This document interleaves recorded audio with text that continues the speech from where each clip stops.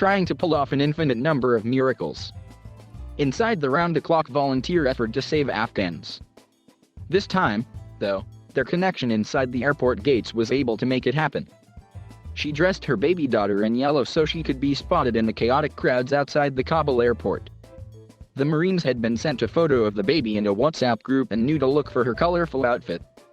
She held her daughter aloft as she made her way through the chaotic scrum outside, and the Marines used a flashlight to scan the crowd. They spotted her. The family made it in. #Digital Dunkirk.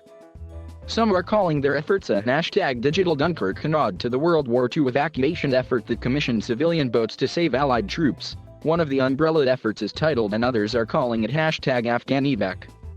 At least one coalition has set up a joint command center out of a Washington, D.C. hotel to coordinate efforts. There is also a profound sense of frustration among the volunteers working to help their Afghan allies, as many of these individuals have been warning the administration for months about the need to have an evacuation plan in place. Throughout this insanity, the only hope any of us have are in the Americans now rising to the occasion to mount a #Digital Dunkirk. Matt Zeller, a veteran who works with the Association of Wartime Allies, wrote in a recent blog post, "My days are spent on constant phone calls and group chats, trying to figure out a way to move Family X to the airport, get past the ever-changing Taliban checkpoints, and somehow push through the scrum of humanity, all trying to reach the gate." Between those calls are coalition meetings with the disparate organizations and individuals, all trying to pull off an infinite number of miracles at any given moment. We started to bring everyone together under the #AfghaniEvac moniker because everyone was doing a bunch of different, and often duplicative, stuff.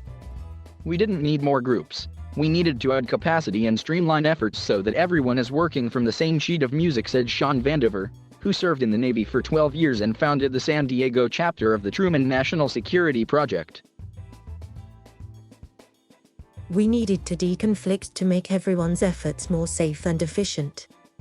Vandiver says that his ad hoc network is getting a lot of calls from Congress and even people in the executive branch, asking for help. There is no working structure in place by the US government right now.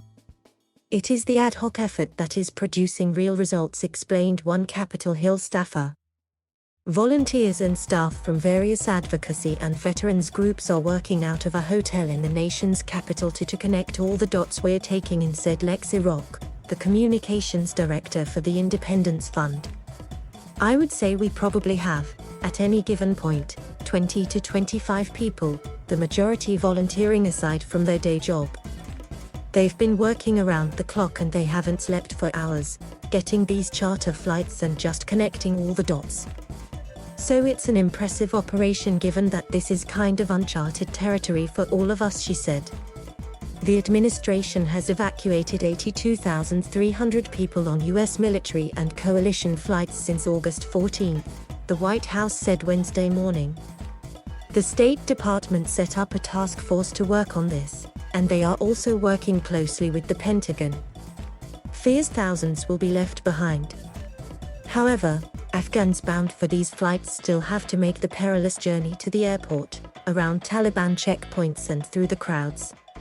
Moreover, many of those involved say that the fact that their efforts are even needed point to a profound failure by the US government, and they fear that the impending departure of US troops could mean tens of thousands will be left behind.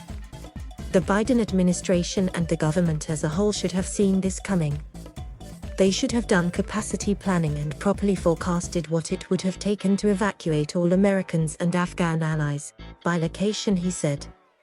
Secretary of State Antony Blinken recently defended the Biden administration's efforts on the special immigrant visa program in the lead-up to the fall of Kabul, but acknowledged that these were not the same as a full-on evacuation.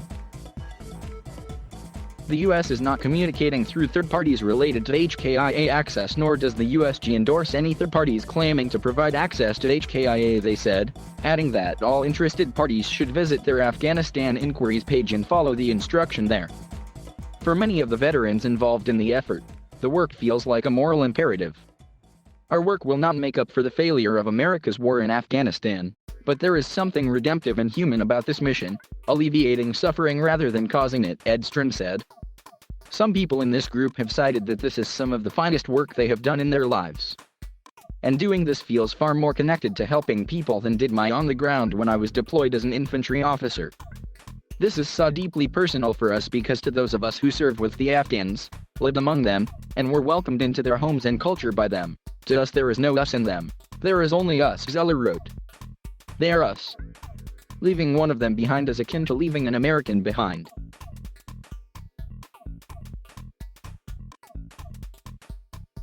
Thank you for watching. Please subscribe